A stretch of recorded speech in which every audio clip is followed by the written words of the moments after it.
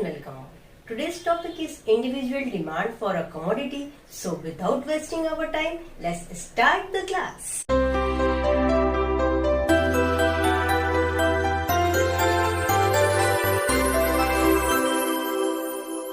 We have already discussed in preceding class the consumer equilibrium in one commodity and multi-commodity models. The theory of consumer equilibrium provide a convenient basis for the derivation of individual's demand curve for a commodity. My dear student, I want to tell you, Alfred Marshall was the first economist to explicitly derive the demand curve for consumer's utility function. Marshall gave the equilibrium condition for the consumption of commodity, say X, as marginal utility of X is equal to price 2, that is the marginal utility of money. Using this equilibrium condition are clearly explained or clearly shown in these two figures. Actually, the same logic has been used to derive consumer demand curve for commodity X. The derivation of individual demand for commodity is clearly shown in these two figures, figure A and figure B. Suppose the equilibrium on OQ1 and now the price of commodity falls to P2. The equilibrium condition will be disturbed, making marginal utility of money is greater than P3 price 3, since the marginal utility of money is constant. The only way to restore the equilibrium condition is to reduce marginal utility of X commodity by buying more X commodity. Is that clear? Now, by consuming Q1 to Q2 additional unit of commodity X, he reduced his marginal utility of commodity X to E2 to Q2 and reduce a new equilibrium position at point E2, that is E2, where marginal utility of X commodity is equal to price 2. Here the marginal utility of X commodity is equal to price 2. Is that clear? Okay. Similarly, if price further fall and he buy and consume more to maximize his satisfaction. Now the figure A reveals that when price is P3, is that clear? Equilibrium quantity is OQ1. When price is decreased to P2, यहाँ पे जब आया हमारा price decrease किया P2 हुआ, then decrease to P2 equilibrium point shift demand curve कहाँ हो गया? E2 1 पे हो गया, where equilibrium quantity is OQ2.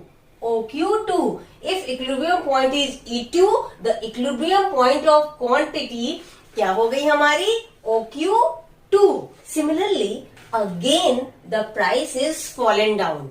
Then price is decreases to P1 and the marginal utility of money, that is the price, will shift down, decrease, and the equilibrium quantity is 0Q3. Note that the P3 is greater than P2 and P2 is greater than P1, but the correspondingly the quantity OQ1 is less than OQ2, OQ2 is less than OQ3. That means the price decrease, the equilibrium quantity increase. That is the inverse relationship between the quantity and the price consumption.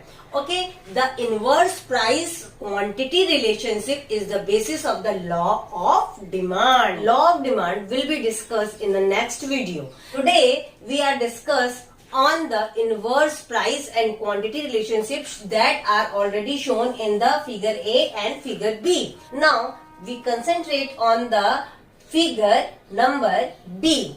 that is the price quantity combination corresponding to equilibrium point E3 shown at J. E3 shown at J. Is that clear? Similarly, price quantity combination corresponding to equilibrium point क्या हो जाएगा हमारा E2 K E1 L.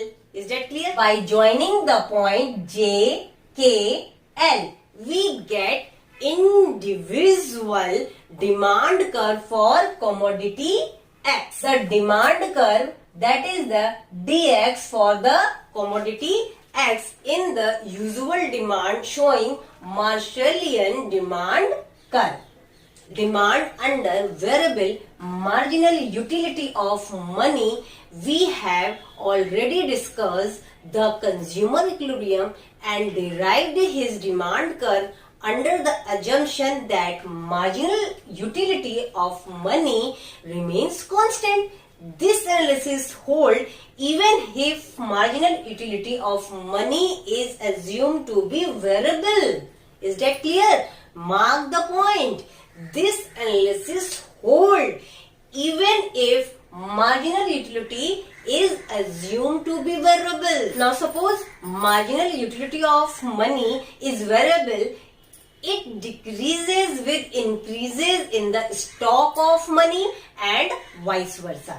Under this condition, if price of commodity fall, under this condition, price of commodity fall.